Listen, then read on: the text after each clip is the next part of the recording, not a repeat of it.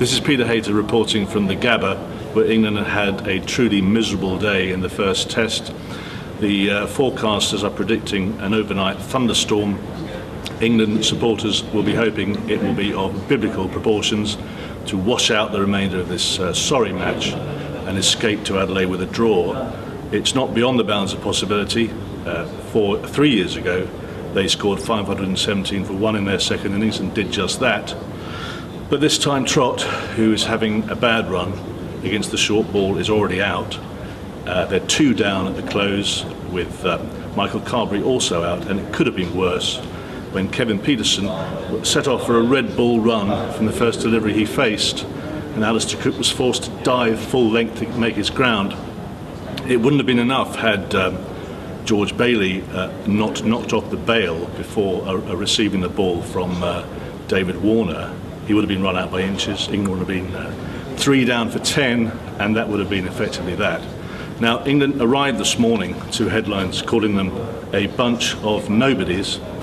After this display today, I'm not quite sure what's left to say about them, except they were a shadow of how they were in the summer, and indeed 4 years ago. In fact, this is probably their worst Ashes day since 2006-07, when things started badly and got worse.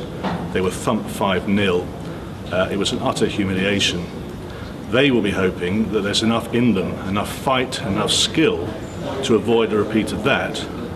The Australians are cock-a-hoop. Mitchell Johnson clearly has the wood, as they say here, on Jonathan Trott, whose innings was described by former Ashes captain Michael Vaughan as the worst from an England number 3 he'd ever seen. I wouldn't say it was quite that bad, but it wasn't great.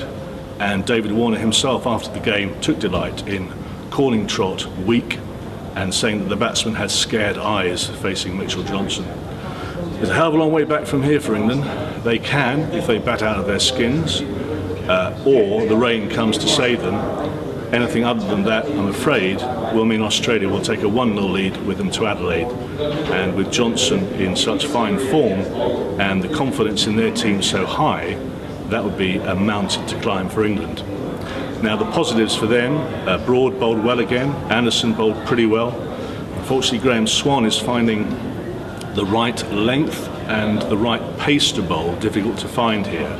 In fact, Joe Root bowled quite a few overs himself, and on occasions looked the more likely of the two to break through. Generally speaking, though, another poor day for England. They started this test match in good heart and with a good performance on the first day. They maybe let Australia get too many runs, and now their collapse in the first innings and those 6 wickets for 9 runs is causing the game to move heavily in Australia's direction, and they could well finish this game off tomorrow. That's Peter Hayter from the Gabba. Thank you. Goodbye.